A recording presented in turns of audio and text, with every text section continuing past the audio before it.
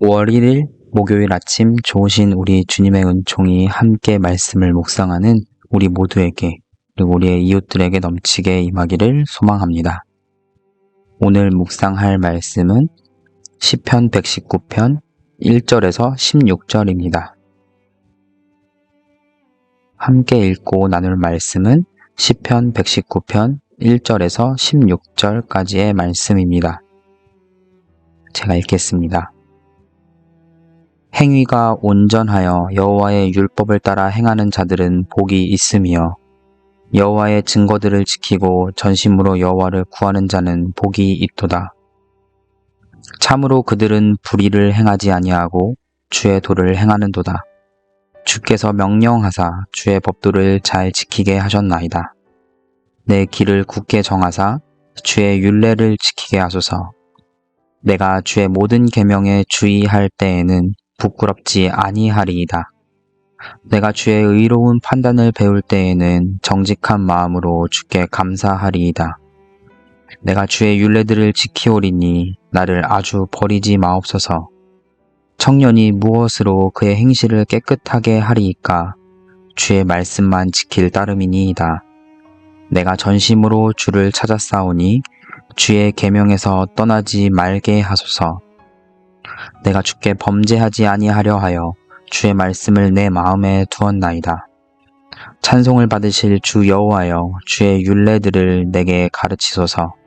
주의 입의 모든 규례들을 나의 입술로 선포하였으며 내가 모든 재물을 즐거워함 같이 주의 증거들의 도를 즐거워하였나이다. 내가 주의 법도들을 작은 소리로 읊조리며 주의 길들에 주의하며 주의 율례들을 즐거워하며 주의 말씀을 잊지 아니하리이다. 아멘. 시편 119편은 성경에서 가장 긴 장입니다. 이 시편은 총 22개의 연으로 이루어져 있으며 한 개의 연은 8개의 행인, 8개의 절로 이루어져 있습니다. 그래서 총 176개의 절이 시편 119편에 존재합니다. 여기서 놀라운 것은 한국어로는 알 수 없지만 히브리어 원어로 보면 각 연 안에 있는 모든 행들이 같은 알파벳으로 시작합니다. 예를 들면 1년은 히브리어 알파벳 중 첫 알파벳인 알레프라는 글자로 총 8개의 행이 시작됩니다. 즉 시편 119편 1절부터 8절까지 각 모든 절은 알레프라는 알파벳으로 시작하고 있습니다. 이어서 시편 119편에서 9에서 16절은 이 연에 해당하여 모두 각 절마다 히브리어 알파벳 중 두 번째 알파벳인 베트로 시작하고 있습니다.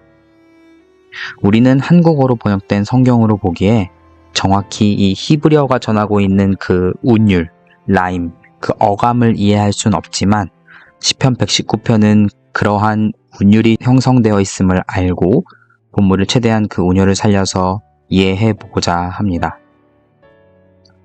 그렇다면 본격적으로 시편 119편의 묵상을 들어가기 전에 시편 119편의 전체적인 주제와 그 맥락을 살펴보고자 합니다.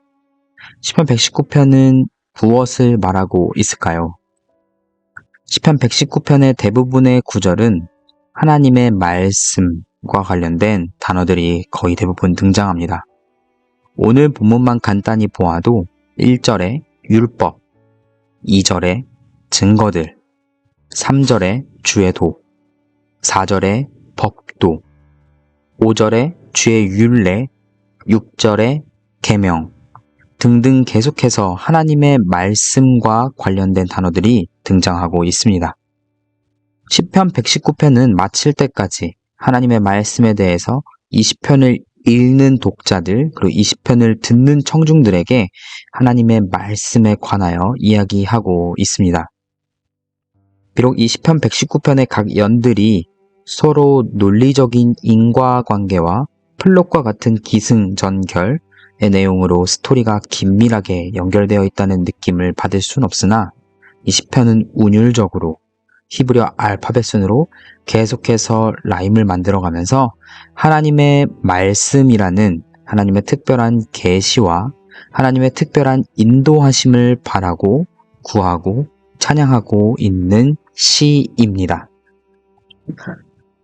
오늘 본문 먼저 1년인 시편 119편 1에서 8절을 함께 묵상하도록 하겠습니다.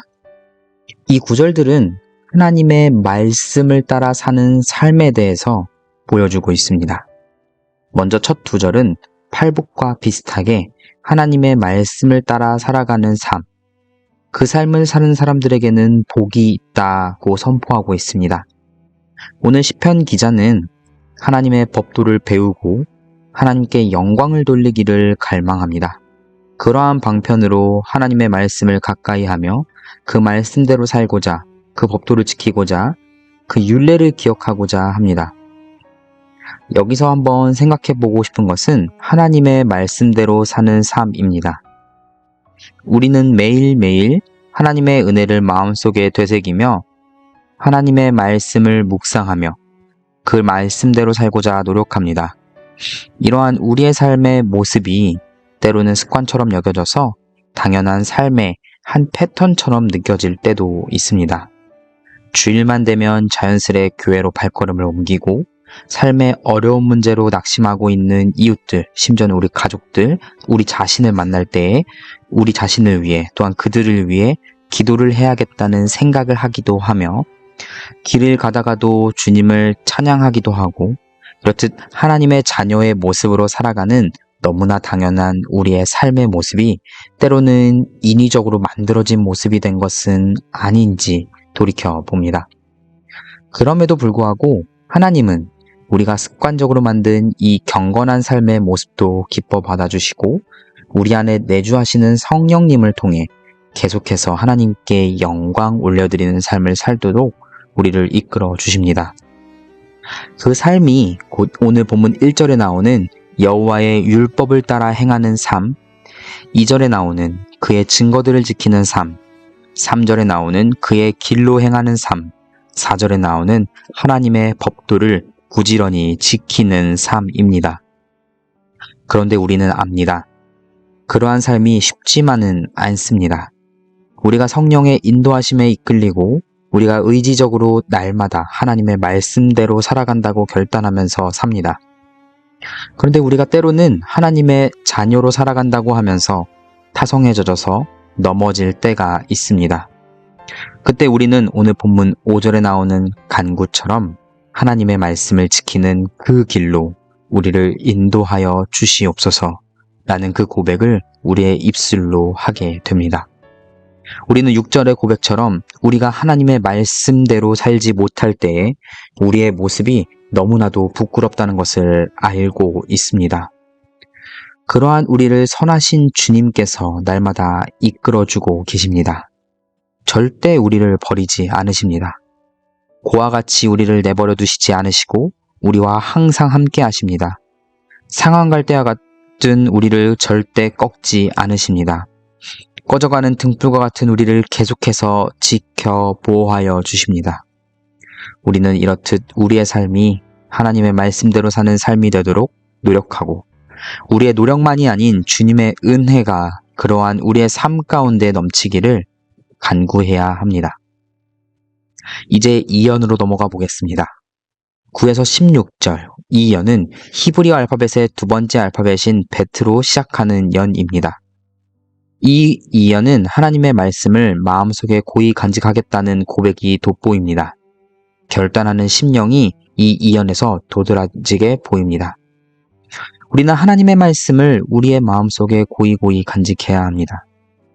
우리의 마음과 생각 속에 우리의 주님의 말씀이 머물 때에 우리는 하나님의 도를 행하지 못해 죄를 짓고 사는 삶에서 벗어날 수 있습니다. 이 본문을 보면서 한 종교개혁가의 말이 생각납니다. 새들이 머리 위로 날아들 수 있습니다. 우리는 허수아비처럼 그러한 새들을 막을 순 없지만 그 새들이 적어도 우리 머리에 둥지를 트는 것은 막을 수 있습니다. 불현듯 우리의 생각과 마음속에 죄를 짓고자 하는 악한 씨앗들이 들어올 수는 있습니다. 그러나 그 씨앗들이 무럭무럭 자라서 열매를 맺게 하는 것은 막을 수 있습니다. 오늘 본문 구절은 그렇게 주의 말씀만이 우리가 선한 길로 가도록 인도하는 것임을 고백하며 10절에서 온 몸과 마음과 힘을 다해 하나님의 말씀에서부터 멀어지지 않기를 간구하고 있습니다. 11절에도 시편 기자의 몸부림치는 모습이 잘 보입니다. 이 11절의 구절을 통해 볼 때 우리는 죄를 짓지 않고자 하는 결단과 그 실천이 어떠해야 하는지를 엿볼 수 있습니다. 단지 우리는 죄라는 것에서 멀리하는 것이 능사가 아닙니다. 우리의 마음속에 주의 말씀을 늘 간직하고 있을 때에 우리는 죄를 짓게 되는 상황 속에서 효과적으로 대처할 수 있습니다. 이 이연에서 한 가지 재미있는 것은 재물에 대한 언급입니다. 14절에서 시편 기자는 모든 재물을 즐거워한다고 고백합니다. 사람들은 저마다 가진 재산이 늘어나는 것을 보면 기뻐하곤 합니다. 때로는 이러한 재산의 축적과 풍요로움이 삶의 안정감과 여유를 주기도 합니다. 그러나 이러한 풍요로움에 온전히 만족하는 사람을 찾기란 쉽지 않습니다. 때로는 우리가 가진 것에 자급자족하며 기뻐하는 사람들을 볼 때도 있습니다. 비록 가진 것이 많지는 않더라도 자기가 가진 것에 만족해하며 즐거워하는 사람들의 삶은 정말 평온해 보입니다. 오늘 시편 기자가 그러한 삶을 보여줌과 더불어서 그러한 즐거움을 하나님의 말씀 자체에서도 찾을 수 있음을 보여줍니다. 하나님의 말씀이 우리에게 주는 기쁨과 평안함은 이 세상의 그 어떠한 재물이 주는 것과 비교할 수 없을 것입니다. 하지만 하나님은 이 세상의 재물로도 그러한 즐거움과 평안함을 느낄 수 있도록 해주셨습니다. 우리가 이 세상에서의 재물로도 느낄 수 있는 즐거움을 우리 주님의 말씀을 통해 느끼지 못하고 있다면 이것은 얼마나 안타까운 일일지 모릅니다. 허나 우리 주님은 말씀이 주는 즐거움을 우리로 하여금 깨닫게 하십니다. 날마다 성령님의 조명하심을 통해 말씀을 묵상하며 깨닫게 하시고 그 말씀대로 살아갈 때에 우리 삶에 기쁨이 넘치게 하십니다. 우리가 지식적으로 체험을 받아서 그로부터 오는 기쁨이 아니라 주님의 말씀으로 인한 기쁨은 말로는 형언할 수 없는 우리에게 주어지는 선하신 주님의 은총이 주는 기쁨입니다. 그러한 기쁨이 이 시간 말씀을 묵상하는 우리 모두에게 임하기를 소망합니다. 오늘 말씀을 정리하고자 합니다. 오늘 우리는 시편 119편의 두 개의 연을 보았습니다. 두 연 모두 주님의 말씀에 대해서 이야기하고 있습니다. 먼저는 하나님의 말씀대로 사는 삶에 대해서 우리로 하여금 고민하게 합니다. 우리는 그 말씀 가운데 거하는 삶, 그 말씀을 따라 사는 삶, 그 말씀이 이끄는 삶이 우리의 삶이 되기를 바라며 그렇게 되도록 은혜를 구하며 그대로 따라 살아가야 합니다. 게다가 우리는 그 말씀이 우리의 마음속에 늘 거하도록 간직해야 합니다. 그 말씀이 주는 기쁨, 그 즐거움이 얼마나 큰지를 말로도 표현할 수 없고 상상할 수도 없습니다. 우리는 그러한 삶을 살도록 주님께 간구하고 그 말씀을 우리의 마음과 생각 속에 새겨야 합니다. 그래서 오늘 하루 우리의 삶 속에서 주님의 말씀으로 인한 즐거움이 넘치고 주님의 말씀이 우리를 인도하여 삶의 어려운 문제 앞에 넘어져도 다시금 일어나서 기쁨으로 주님과 동행하기를 주님의 이름으로 축복합니다. 기도하겠습니다. 참 좋으신 주님, 주님의 말씀을 묵상할 수 있는 시간과 마음, 모든 삶의 여건과 환경들을 허락하여 주심에 감사합니다. 우리가 묵상할 수 없다고 생각되는 때에라도 묵상할 수 있는 은혜를 허락하여 주시고 주님의 말씀이 우리의 삶을 이끌고 그 말씀으로 인해 우리가 기쁨을 누리게 하옵소서. 오늘 우리에게 하늘의 신령한 은혜를 내려주시사 우리가 주님의 도를 따라 살아가는 삶을 놓지 않게 하옵소서. 이 모든 말씀 좋으신 우리 주 예수님의 이름으로 기도합니다. 아멘. 오늘 함께 묵상한 말씀을 기억하고 삶 속에서 그 말씀을 마음에 새겨 주님으로부터 오는 즐거움이 넘쳐나는 오늘 하루가 되기를 주님의 이름으로 소망합니다.